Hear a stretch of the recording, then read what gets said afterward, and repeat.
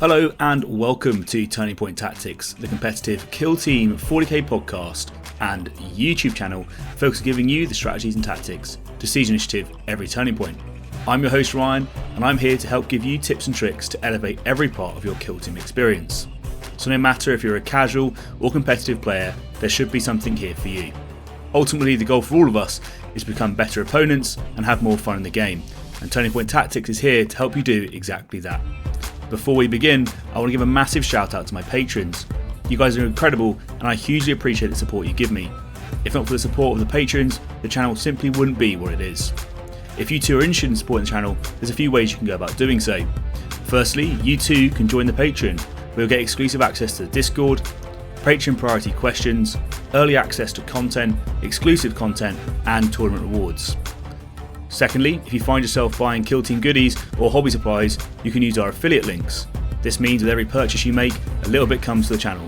It'll cost you nothing, but help keep us and the show going. Finally, you can always support for free without spending a penny. It's as simple as hitting the subscribe button, liking the video, and sharing amongst your local community.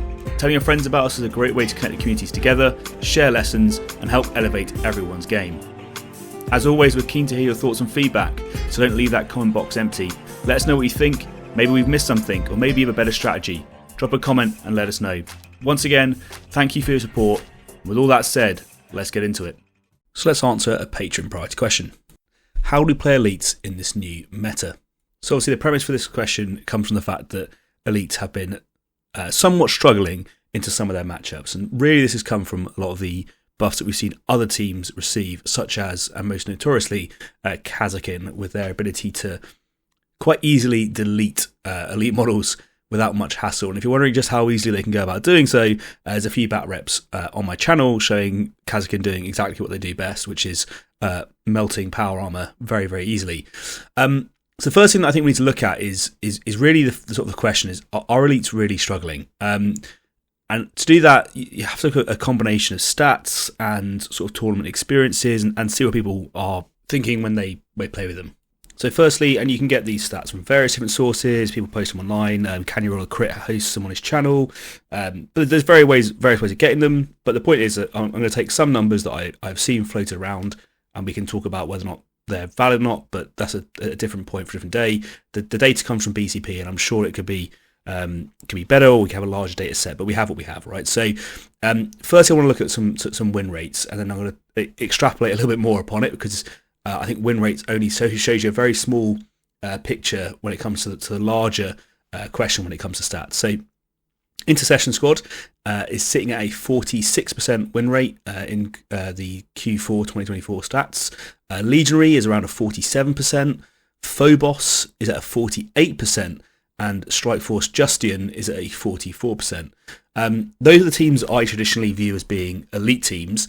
I know you could probably count Scouts, Warp Coven, Hierotech, Blades of Cain, or Void Dancers, but really I think for this, let's just focus on the sort of the six-man elite team, and then we can talk about the pseudo-elite teams another time. So what you're seeing there is you're looking at between a 44% to a 48% win rate in these elite teams, and that is somewhat fine, most people would say, right? GW in the past have said they want teams to sit within a 45 to 55% win rate, although for Kill Team, it looks like we're slowly moving away from a win rate based balanced system. And there is a reason for that, right? So one of the things that I think is really important is when you look at how these teams are performing, is they could be doing really, really well against a whole bunch of factions and winning all of their games, and then losing every single game against, say, kakin, and that wouldn't necessarily be captured by a win rate percentage stat necessarily, right? Because if they're facing enough of this other team, it's going to balance out their wins in other ways, right? So really what you need to look at is, what I think is more important stat, is how many people are playing this team compared to how many podiums they're achieving, and then how many overall wins they're achieving. Because really that's what we need to see, right? So it's a combination in my mind of number of podiums, the win rate itself, the percentage win rate, and the player base that plays them. So let's talk about some of the numbers. So when it comes to Intercession, they represent about 7% of the meta, and the same can be said for Legionary, they're about 7% as well. Phobos sit about 4.5%, and Justian sit around about 1%. So for them, they're a very small data set, and it's probably harder for us to understand exactly what's going wrong with that team, potentially because they're just not being taken enough. But let's look at the first two, because in-session and legionary sit, as I said, around 7% of the meta. And you're probably thinking, okay, well, a 47% win rate between the two of them at 7% of the meta, that should net them quite a lot of good wins, right? They should be winning quite a few tournaments, approximately between them, around probably 14% of tournaments, right? Unfortunately, it's not quite the case, right? So Intercession have 6 podiums during this period, but 0 actual wins. So they have 0 first place finishes, but 6 podiums in the top 3, with 7% of the meta represented. And that's kind of unusual. And then Legionary, they have 6 podiums as well, but they actually have 2 wins. That's much better in a sense. Now, you're probably thinking, okay, this doesn't really mean too much. Like, how do we sort of take this sort of arbitrary number of 0 wins and 2 wins and look at it in comparison to another faction, right? So let's have a look at potentially, say, Commandos, which you all know are doing really, really well at the moment. They're on a 56% win rate, so 10% more wins on average than, say, Intercession on a 46% win rate, and they have a slightly larger portion of the meta. They have 8%, all right? So they are just 1% larger of the meta, and they have a 10% better win rate. So you would expect them to have probably, let's say, 10% more wins, but it doesn't quite necessarily work out to that. So Intercession have 6 podiums. Commandos have 36 podiums. Okay, bit of a difference there. But how does that translate to wins? Well, Commandos have 23 wins versus 0 wins for Intercession or 2 wins for Legionary. So this is 2 teams that have a similar win rate to themselves, a similar meta representation, and the Commandos with a 10% stronger win rate are winning a significantly more amount of tournaments. Now, I think there's a reason for this, and I think one of the things that and I sort of talked about at the beginning is you can't really judge your matchup difference that you have with really strong matchups or really bad matchups in a win percentage, right? Because I think what Commandos have is no bad matchups, which means that for the average player, they're winning an average amount of games. They're winning just over what GW would say is an acceptable ratio of wins, right? But actually, what that means is when you go into a tournament setting, is they're winning far more tournaments. And that's because they don't have these bad matchups. And you're probably thinking, okay, well, maybe this is just, you've taken the most extreme example from the top and whatever. And in a way I have, I've shown you Commandos the best in the game, and in-session Legionary. But, even if you take Felgor, which is the second best team in the game, they're only 4% of the meta, right? So you'd be expecting them to be not winning that many or that sort of stuff. But actually, with their 61% win rate, which is quite high, they've podiumed 25 times and won 9 tournaments. Now this is where I think we can use stats to our advantage. We can see that irrespective of the win rate, which is elevated, their meta representation and the amount of podiums and wins they're getting is a more important differential, in my opinion. So for double the amount of for half the meta representation of Commandos, they're still achieving a really good podium rate and a really good first place finish rate. And bearing in mind that when it comes to kill team, a lot of these podiums versus wins it comes down to tiebreakers and the ability to score during the course of a game, right? It's you're already probably on equal wins at this point, so it's more coming down to this. Now, the big baddie that everyone's probably worried about is sort of Kazakin, right? So Kazakin are the thing that people, when they're playing elites, are going, well, if I come across this team, I'm probably going to lose. So let's quickly just look at those stats, right? So Kazakin represent about 4% of the meta. They're sitting at a 43% win rate, so that's below what GWB view as an acceptable amount. And they have 6 podiums and just 2 wins. So they're actually doing about the same as Legionary, or slightly worse on win rate, but overall about the same on Legionary. And I think that's because they have the exact opposite problem of elites. So Kazakin are really, really good at killing elites, and really, really bad at killing the rest of the meta that are doing particularly well, such as your Felgor and your Commandos and your other teams that are performing particularly well at the moment. Whereas elites are struggling really hard against Kazakin, but they're doing better against these other teams, right? So it's this weird sort of pseudo balance between the two, where if the solution that we say to elites is to nerf Kazakin, well, that just means Kazakin's going to go down even worse, and the solution to solving Kazakin isn't just to make them even better against elites, because they're already doing well against this, right? So when we come into talking about how we're going to or suggestions for how you could solve this problem set, I think you have to look at how these teams intrinsically work with each other and against each other, right? So I think what you need to do is when it comes to this sort of problem between elites and Kazakin, as people talk about it, is you need to make that matchup in particular more equalized, and find a way to make those teams play better against each other, and have it less polarizing, and then also help them against the teams that they're struggling against, right? So in my mind, you have to look at why elites are struggling so much against the Kazakin team, and then look at why Kazakin are struggling so much against the Horde teams or the other teams, and then try and change it. Now, I'm aware that this is just my opinion, and I myself, I'm not a fan of a rock, paper, scissors balance mentality.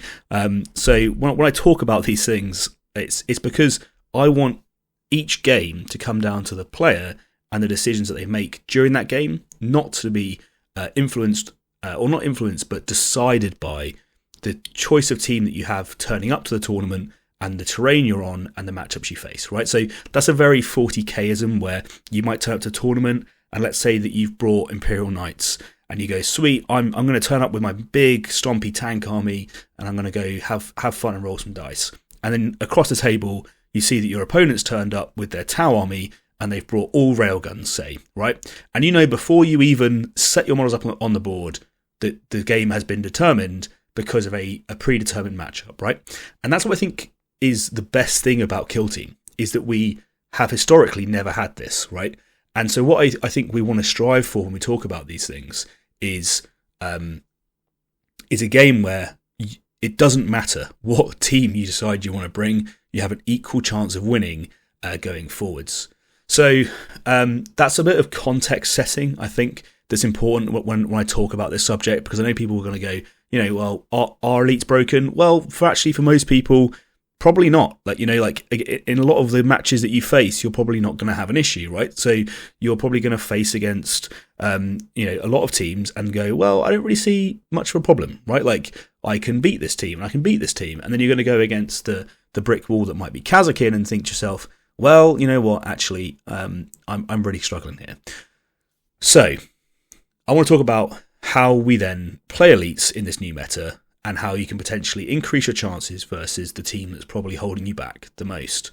And this is core principles when it comes to playing elites, and really how you have to view your game and your own individual win conditions, right? So it can be counterintuitive to how you play against a lot of other teams. And so the reason why I say this is because against a lot of other teams, you're usually the big baddie, right? So as the elite player, you can very comfortably move out, do damage, and probably not die on return. Or if you are going to be shot back, it's not too risky. Whereas against Kazakin, you're almost guaranteed to lose models. And so if you're no longer the hunter, you're kind of the prey. And that's kind of how you have to view the trading game, right? So it becomes a very, very different game where suddenly you have to be far more aware of your threat ranges to ensure that you can trade efficiently. And by trade efficiently, I mean 2-to-1 against key threats. So the Kazakin team is made up of a bunch of models that have their AP weapons, and if you're playing Intercession, let's talk about that first. You need to think about how you're going to be able to remove those AP weapons more efficiently than they're going to be removing you. And that really means not losing people on turning point 1, and that really means using the cover system, your Overwatch abilities, and sort of your initiative plays to avoid it. So the first thing that I'm going to talk about is turning point 1. So the Kazakin player is going to look to remove one of your models on turning point 1, and they have an 11-inch threat range from their furthest deployed model to be able to do so. So that could be that they scout dash someone forwards using their recon trooper. They have the infiltrate option to be able to flip that guy's order so they're safely in heavy cover, say 3 inches up the board. So you're expecting them to be 3 inches outside the deployment zone. They can give them an extra APL with their comms guy, and they're going to be moving 9 inches to get within 2 inches of you to remove your cover and then hit you. And that's probably going to be a melter gun guy, or it's probably going to be a plasma gun guy, or someone like that, right? But it's going to be one of those models. And if you give them that opportunity, they're going to hit you with it. So you have to see where these models are. And at the start of turning point 1, think to yourself, if I go within an 11-inch bubble of that model, I am almost certainly going to lose my model. And that's the way you have to view it. And if you're doubting the maths on this, I highly recommend you go onto your kill team calculator and have a look at it. And with their ability to have effectively relentless, with their, a miss to a crit with a melter gun, against an intercessor, you're looking at like an 89.97% chance of you dying, which is in kill team as close to certain as you can be getting. It's basically if they roll a single 4 up, you're going to be losing your model, and they have relentless. It's going to happen if they get 2. It's gross, right? So just think about it that way. They're going to be removing a model, and there's nothing much you can really do about it. So my point being is, what you don't want to do is give them that turning point 1 kill, and the reason why is because A, they can get relentless because they can wait for all your models to activate. They can move forwards. They can hit you when you've activated. And they can hit you with a very, very strong melter attack or whatever. And then as soon as that turn is done, you're then going to be rolling for initiative. They have the ability to re-roll, so they always have the advantage. So it's either a 58% or a 70% chance, whatever it is, that they're going to be getting initiative, depending upon who had initiative in turning point 1. And they're going to delete a second model. So first things first, think about that threat bubble. Don't let them have an easy kill on turning point 1. And that might mean you have to hold back and go down on primaries. And that's going to hurt, and you're going to be like, think to yourself, maybe there's a way that I can go up here or sneak a third victory point, whatever, on primary. The answer is you're probably not going to be able to do that, and you have to think about safely giving your opponent an advantage on turning point 1 to avoid their last activation of turning point 1 becoming a first activation on turning point 2, and then killing 2 models. Because if they remove 2 of your models before you've activated on turning point 2, then I think the game is done, right? So if they're trading 2 for 1 on their APT weapons, the game is done. So think about it that way. The next point. Okay, so we know that they're going to be setting up these threats, right? So you want to be avoiding it where possible and accepting that it's going to happen where it's going to happen. Now, during turning point 2, let's say you're playing Intercession again. We'll talk about some of the other teams in a second, but let's talk about Intercession first, because I think they're the team that struggles the most in this matchup. When you're now looking for targets and trying to push forwards, again, you don't necessarily have to be killing people on turning point 2. You just have to be monitoring threat ranges. If they can't hit you on turning point 1, they have to move into a position to be able to get in range of you and hit you on turning point 2, and they can do it with 3 APL. Say, if you win initiative, you need to be killing those APT weapons, and you then need to be on engage so that when they hit you with something else, you can then be doing your Wrath of Vengeance and trying to get more kills back. You need to make sure that you kill those priority threats, and you need to be prioritizing them correctly. So your melter gun and your plasma gun are your go-to kills. The leader, if it's exposed, is a go-to kill, right? And if you can kill the leader on turning point 2, you absolutely have to take it. But a good Kazakin player isn't going to be giving you that kill. He's going to be holding right at the back, probably buffing to 3 APL towards the end of turning point 2 to move forwards and try and do a first last is the most sensible thing to do. But the point being there is, you want to be trying to kill the AP2 weapons in the priority of before they activate and then after they've activated. The mine you can just avoid largely, to be honest. If you can, move forwards early onto your objective that you think is safe, that the mine might be able to reach, and then you can then avoid the fact that they can place the mine because they can't place it when you're within 2 inches. These are really the best kind of options that I have for you when it comes to these sorts of tactics. And the next thing is understand that you're not going to be hanging around on turning point 4, right? So on turning point 1, you're going to be going down on points. You then need to, on turning point 2, kind of equalize that field to then reduce your opponent's scoring potential on turning point 3 and 4. But note that you probably won't be there yourself, right? So I think personally, seek and destroy sort of tac ops are quite good, but you have to think about what abilities that they have as well. So they can move their guys off of objectives, so eliminate guards probably isn't your go-to pick, but route is more reliable for you. So route probably is good. Rob and ransack is probably a good choice, but you don't want to be doing that on turning point 2. That needs to be a turning point 3, ideally a turning point 4 kind of move with your last remaining kind of model going forwards. But for instance, trying to get a secure center line, central control, it's just going to play perfectly into what the Kazakh player wants to do, right? He wants you to come forwards, sit in an area where you're very accessible, kill you, and then go back forwards and take that point. So think about what you want to try and do with those models and try to understand where you can score more safely, maybe from a deviation than you normally would. All right, so if you're playing, for instance, capture, it's a bit easier for you to be able to get, eliminate guards, because you know they're going to have at least 2 models on objectives, and therefore they're going to be moving one of them, but probably not the other one. You might be able to get a kill there. But if you're playing, say, like loot or secure, you can guarantee there's probably not going to be any Kazakh players for you to shoot on turning point 3 and 4 on valid objectives, unless you force them to do so. All right, so if that is going to be your tactic, you have to think about, how am I going to force my opponent to be able to move on to these objectives and try and get those kills. But I think you might, in that instance, be better off with some other tack-up choices. So let's talk about Legionary and how you could potentially even the playing field a little bit. And I think the only real option you have now is Tzeentch. And the reason why I say this is I agree that Nurgle is better in a lot of circumstances against a lot of teams. So for instance, if you're playing against Commandos, Nurgle is going to do far, far better for you than Tzeentch will. However, what Tzeentch offers you is the ability to turn what is a reliable kill for Kazakin into far more of a dice game. Something like Tzeentch, with its 4-up invulnerable save and its fail to norm if you get a crit on your rolls, can turn the sort of Kazakin auto-delete button into like a 59% chance, which is still, don't get me wrong, like very, very scary. If you're anointed or you have -1 attack dice, you can completely change the maths on this, by the way. But you have to be playing into these defensive strats. So it takes their sort of like their relentless elite point to the maximum auto-delete weapon and makes it just slightly swingy. And that's, for you, all you really need, right? So if you can do this and you combine this with like your -1 attack dice or anointed feel no pain, and I recommend that you kind of separate these two abilities because they are themselves your strongest defensive stats and you want to be able to use them to effectively contest objectives.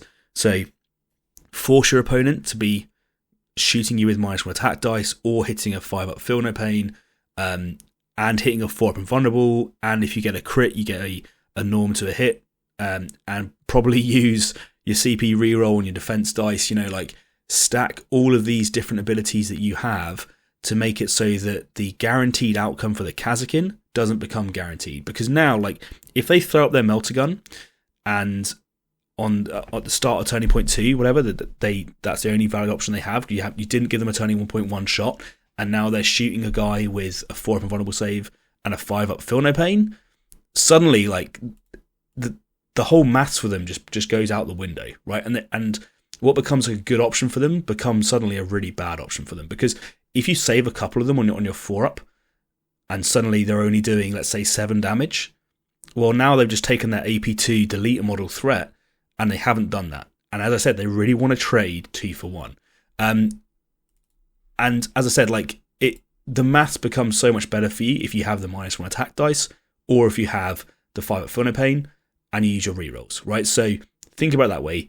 Force your opponent to have these quite swingy engagements with you. And you know what? I'm sure it's a dice game. I guarantee you that this is going to happen every single time, and you're going to end up playing against someone who rolls just 4 6s and you'll be hurt. But I promise you, like, you have to try and stack the odds in your favour, right? So you have to get kill team calculator and you have to try and make it more justifiable for you, right? So force them to use their AP2 weapons in a less favourable way.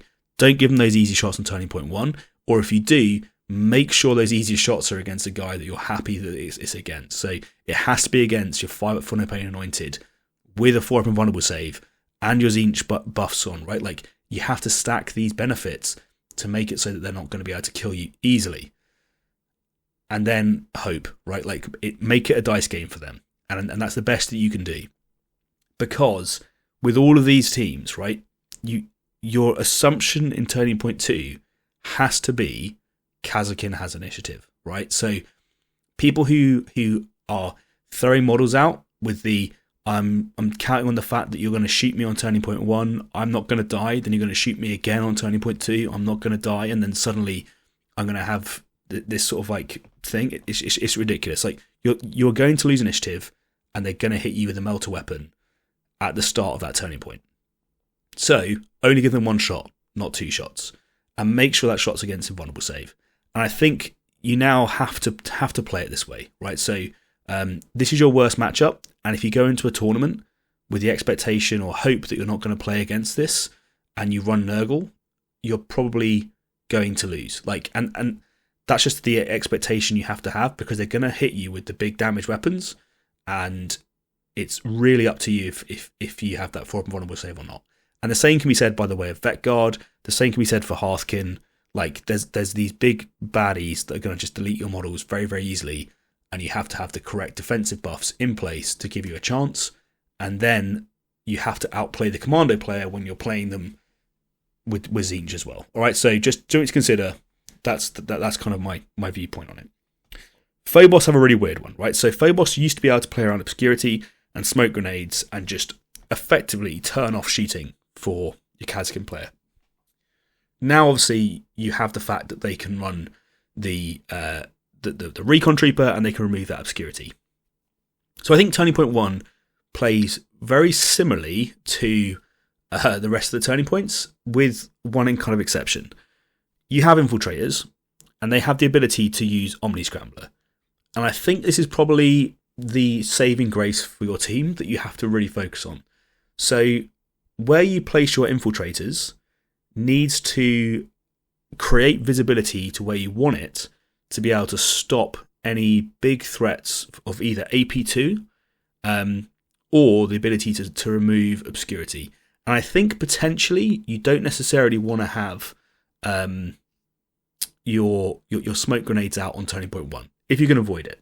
And the reason why I say that is, like, there's going to be so many things that your opponent is going to want to do on Turning Point 2 that forcing their Recon Trooper to remove obscurity from a model mid-turning point to be able to enable an AP2 shot is really inefficient for them.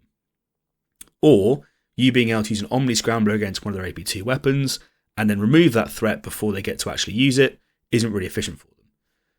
Using things like your track target to be able to set up a situation during Turning Point 2 where suddenly you're getting, like, you're shooting someone, you're throwing a smoke grenade down, and you're going on track target, that now means that you're getting this sort of like double kill out of your marksman potentially. That's far more efficient. And it also, again, forces these difficult scenarios where now they're going to have to use their Recon Trooper against your marksman, but the threat that they want to use against you has to be able to achieve a perfect scenario where they have visibility to you, but you don't have visibility to them, right? So, because if it's just obscurity, you're going to get to shoot them. So I think you have to try and stack these abilities that you have, and again, really play into the skill set that you want to use against them. And the big thing that they're going to do is they're going to use their ability to win initiative on Turning Point 2 to try and remove models, right? And you have a tool to turn that off, but only if you play your team right. So that's like one of the ways that you want to think about it is, I can use my Omni Scrambler to deny their ability to siege initiative. And you want to make sure it's against the right kind of model. The next thing is your mine layer, right? So this model, again, can kind of give you a bubble of somewhat safety on either Turning Point 1 or Turning Point 2. So the way that I think you kind of want to play this is you want to make it so that wherever you're putting the mine means that your mine layer can safely hold an objective. And if they move an AP2 threat into that range, they're going to then hurt as a result.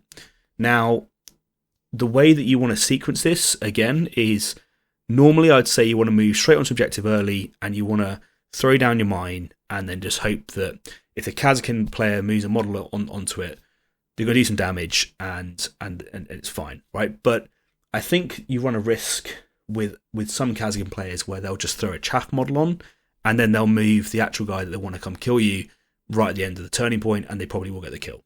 So it's going to be a fine balance, and I don't really know the best way to sequence it, because it's going to be terrain dependent. It's going to be based on the activations that have been or not been.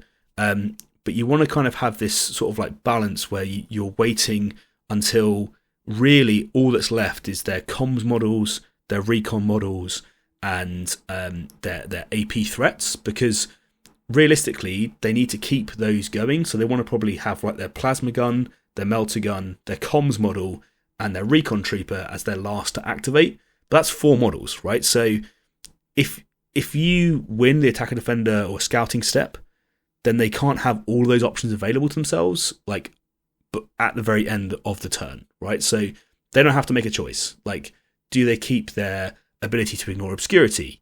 Do they keep their comms up to be able to give themselves an extended threat range?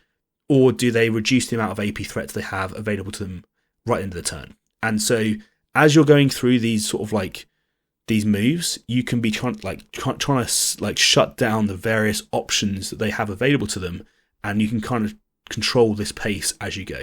So you can use your kind of stalling abilities to move models where you want to move them, and try and gain some sort of ability to keep control, right?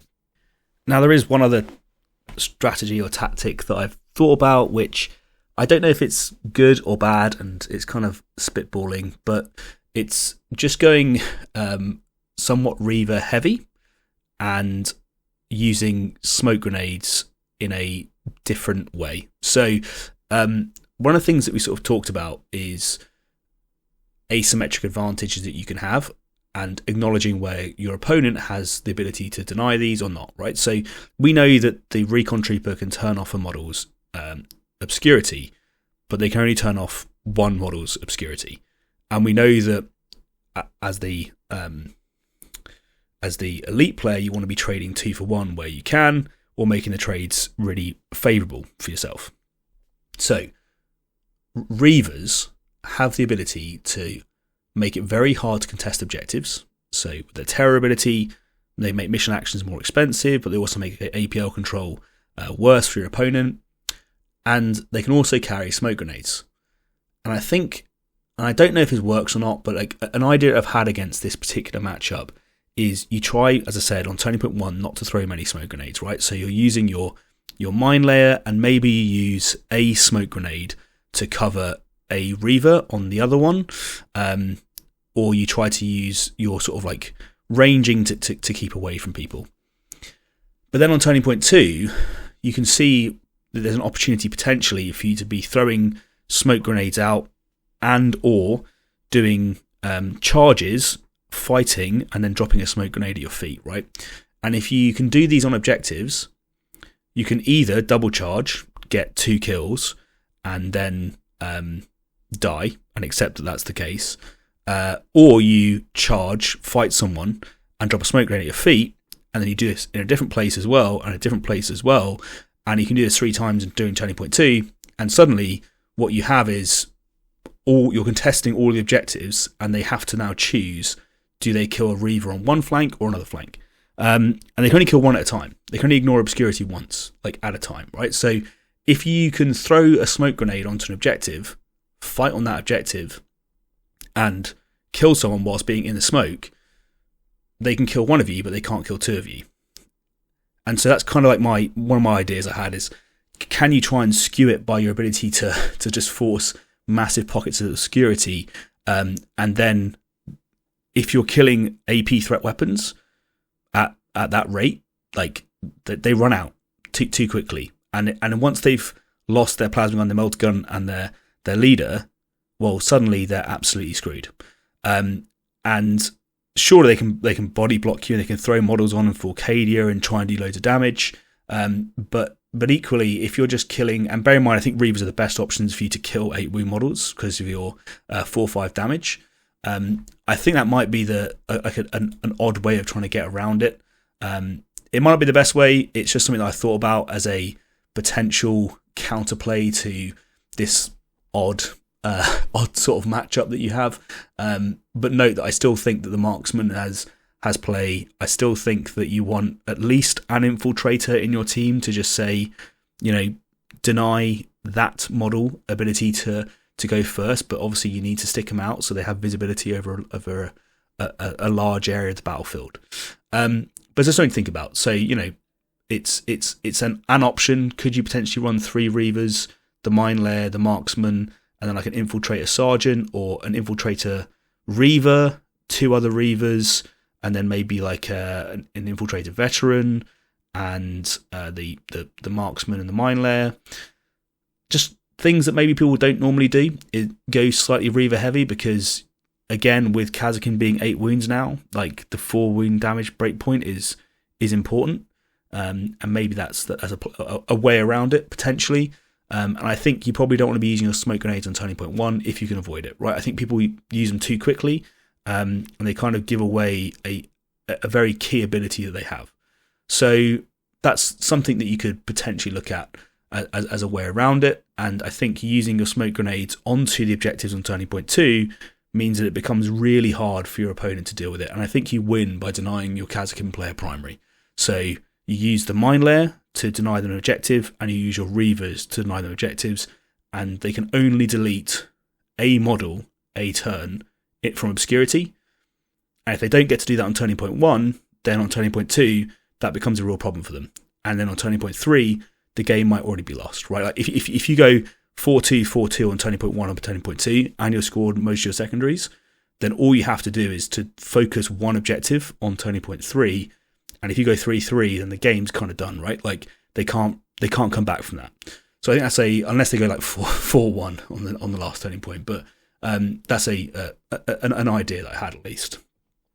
For Justian, I'm not really too sure what to say. I think we need to wait for their full rules release. I mean, they're still kind of like in beta at the moment, I'd say, because they don't have equipment, which they might not get, but they don't have tac ops either. I think probably the play is relying on your leader trying to use his foreign vulnerable save, or not leader, sorry, the captain, and probably the heavy dude who can probably tank a plasma once per game. So maybe that's something to play into, but I kind of want to wait and see what the rest of the rules are. That's kind of some spitballing around that. So I hope that's of use. I kind of talked about why or where I think they are. I don't think they're too far off. I think they still play relatively well. I think they just have some skew matchups, and I think you have to play into your individual team strengths in those matchups. I think Intercession kind of have it the worst because they don't really have a good answer for AP, where they can use obscurity or they can use invulnerable saves, and so I think they have to try and find a different way around it, which is difficult for them. The other part to this question, which was, what tweaks would you suggest to bring elites back? And they talked about, could you do some game-wide tweaks, like adding guard for open board, or some other stuff like that. And I actually do think there is some things that you could do that would be useful for elites. So the first thing that I think would be a really easy change that would help elites out a lot is just game-wide, is just remove rosters, right? So like get rid of rosters altogether. And that would help legionaries being able to switch between, say, Tzeentch and Nurgle, and it would help your your Warp Coven being able to choose what various options they have for their boons and all that sort of stuff. But like it would also give in-session players the ability to remove their requirement to choose their chapter tactics right at the beginning, and they can have a bit more flex on the table. And that I think would just be, I think it's just a general thing that would just help the game going forwards. A way that you could fix the changes, right? So adaptive tactics, their ability to spend a CP and change their tactics would no longer work, right? So you could then actually just change the wording of that and make it so that it's then when a model is activated, you can change a tactic instead. And you can also probably remove the caveat of once per game. So that would mean that you can spend a CP and go, actually, for this specific action, I want to have this ability. And you can still lock it into the various 4 areas if you wanted to, or you can just give them free range, change it to wherever you want to be. But it would, I think, just completely change the way Intercession plays. It would make them a much more interesting faction, and it would give them far more sort of like flexibility and like it would give more player expression in the team as well. So you can do some really cool ability people weren't necessarily seeing. So you could spend a CP and fall back for 1 AP, right? So it would remove the ability for a lot of teams like, let's say, Vet Guard to just charge and body block you with a model to then deny you the ability to kill them or shoot twice, right? So you could have some like interesting options there. I think there's a few other things you could do. So let's talk game wide. I think adding guard onto all game types would be pretty interesting. So if you add it to open board, I think it would work well. And the reason why I think that is like elites already struggle with their APL efficiency, and if you can get elites to not spend their APL, so being able to only shoot once or have to just fight once or move, dash and shoot once, like that really hurts. And so what they want to do is get those double kills, and I think guard works pretty well. Would it be too powerful on open board? I'm not too sure. Like, I don't think it would be necessarily. I think it would just be an interesting change for the game, because it still resets at the end of the turning point and it still happens at the end of an action. I think the models where it could be problematic are the models that can also ignore obscurity. So if you can go on guard, ignore obscurity, and say ignore the Overwatch penalty, then that's a set of factors that when combined become really, really strong. So that's maybe something where you would want to look at it. But generically, I'm not against it, and I think that the large shooting teams already have a significant advantage against elites, right? So let's talk about Vet Guard. Like, they're already doing well against elites, and they could get around it by using a Death Atonement to then just shoot you anyway. Noting that obviously they can then use Wrath of Vengeance to shoot back, but it's kind of irrelevant. Kazakin have the ability to ignore obscurity, so they could potentially get a similar exchange where if you can go on guard, but they could probably find a way to shoot you or use obscurity to shoot you in a different way, or visibility to shoot you in a different way, or a silent weapon because they're the sniper as well. Pathfinders have silent weapons. They also have the easy ability to ignore obscurity. So like these large shooting hordes, I think are doing fine against elites anyway. So the fact that they would get shot more by elites probably is just actually reducing that that gap that we talked about, that I think we actually want to try and reduce, right? Which is sort of key in the game, is to make these matchups in particular, the ones where they're finding it really easy to kill elites, a bit narrower. But how would it affect the matchups where those teams are already doing well?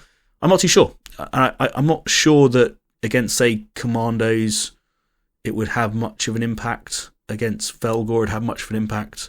It might it might make it more interesting for Felgor if your opponent can fight you during, if you charge them and try and just body box them, they actually get to fight you. I think that'd be interesting. I think Overwatch being able to do a fight action could be interesting again. You can't just body block elites. That could be an interesting game-wide change. So there's some food for thought there, I guess. Let's talk about some faction-specific changes, though, that I think could be interesting. So intercessions, they have unyielding, which is the +1 wound, which I think doesn't really give the faction anything interesting, if I'm honest. The other abilities, so for instance, being able to reduce 1 crit damage is actually more impactful. I think giving unyielding a 5+ invulnerable save would, because I think 4+ would be too strong, right? Like, I think everyone's agreed that if you gave intercession a 4+ invulnerable save, it would be absolutely terrifying. And it would be too strong. So 5+ invulnerable save, I think it would probably help reduce some of the feel bad situations that elite player has. Like when you swing out with a melter gun and you just roll your dice as Kazakin, you go, there is nothing you can do as the elite player to change this outcome, right? Like that guy is guaranteed to be dead because I rolled whatever result. I think hurts more than most things, and noting that they can do that with Relentless if they play their activations right, I think hurts a lot. But just giving them that 5+ where you go, there is now actually a chance. You get to roll 3 dice and you can CP reroll whatever. I think it would just force people to be a little bit more cautious with these actions, and it would mean your last first wouldn't be guaranteed to remove, say, 2 models, and actually it would probably be more guaranteed to remove 1, but it becomes just a little bit more swingy. And suddenly that has an element of risk that I think the Kazkin player would be less okay with. Or at least it would just force them to think about it a little bit more. Maybe be too strong, but I think Kazakin are dominating in that matchup, struggling against others. So maybe that would give them a bit more balance in that matchup, in particular, where it's been more difficult. Legionary, I think if you did the removal rosters, like, it would probably give them that benefit of, as I said, it would make it more interesting for the being able to select Tzeentch as and when you need it. Guard and open board would be useful as well. I still don't understand to this day why Butcher doesn't have Brutal and probably 5 attacks. Like, he could be a good model if you wanted him to be good at that 2-inch denial area, right? So being able to stick him in the mid board, you can't get within 2 inches of him, and actually he has Brutal and 5 attacks, I think is a good pick. He's currently like a really niche pick where he's useful on ITD at being able to stop shooting hordes shooting him, and then you have to give him a knife because on the defensive and melee he's not great, and then on the offense he's not that great either. Like, he's a slightly odd pick when it comes to these things because you can parry him out quite easily, which just seems odd to me. So that's probably where I'd say with Legionary, I think that those other changes would achieve what they need. Phobos, the main thing I find as an issue of Phobos is their reliability. I've talked about this before. I think they do most things really well, but I'm worried that if you gave them like team-wide rerolls in some format, it would be too strong, right? So them being able to, against hordes, right? Not against most teams, but against a lot of hordes, it'd be too strong. So I wonder if you force the rerolls to be paired with the inefficient expenditure of CP against hordes. So deadly shots, right, gives them the team P1, which is generally kind of overkill versus hordes, but useful against elites. But maybe if deadly shots gave balanced and P1, well, now you want to spend for shoot twice against hordes, probably. And you also want to then have the P1, or the balance, sorry. So now you have to spend 2 CP to achieve that, which is already kind of like a good outcome. I think Shock Assault could probably do with balance on the charge. So again, if you charge someone, you get a reroll and you get to fight twice. I think it's probably a good change. It would make Reavers more general purpose as well. And if we did, so I think those are sort of generic changes I think Phobos could do with, and potentially a free dash after the Saboteur plant action. That's kind of what like Vet Guard have right now, and I think at the moment the issue I have with the Saboteur with his big bomb is he requires way too much investment from the Phobos player to achieve what he needs to, and I think you could reduce the size of the bomb. So I think with all these big bomb actions, 3 inches is just too large. I think 2 inches is actually more reasonable, but give him a dash to be able to then get outside of his own explosion range. So then he can hit models he wants to. So, I mean, it's actually relatively easy to space out 4 inches away from each other, right? So it's very, very difficult to space out 6 inches away from each other. But you can reduce the size of the blast, but give him the ability to move, plant, and detonate in a single activation and kill a smaller grouping of models quite reliably. I think that would also help them against elites. I think these huge blast options that people are going for are just, I don't know, they're a bit boring to play against, where you end up losing too many models quite quickly, and they're hard to play around. And then also they require way too much investment from the Phobos player. So like Vet Guard, they get it too easy. The blast is too large. Whereas I think if it was a smaller area but more easily done, I think that'd be fine for Phobos. And the game-wide changes I think would help being able to do guard.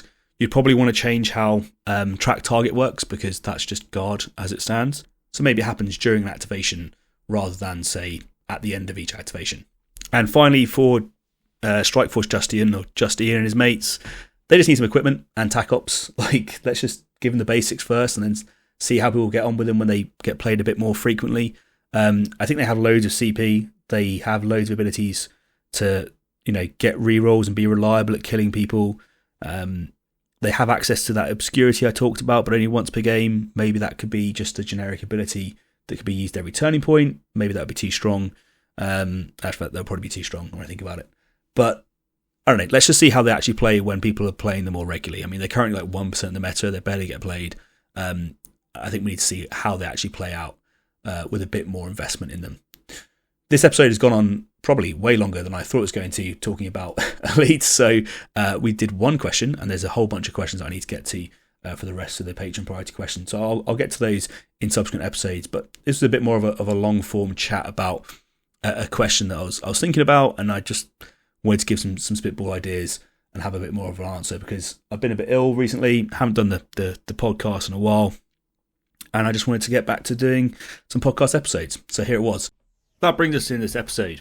Hopefully you found something new or useful while listening. If you did, throwing us a like would be greatly appreciated, and share this with your friends so they can benefit as well. If you want to make sure you don't miss any episodes, make sure to hit subscribe and select the bell icon so you get notifications as soon as the next episode drops.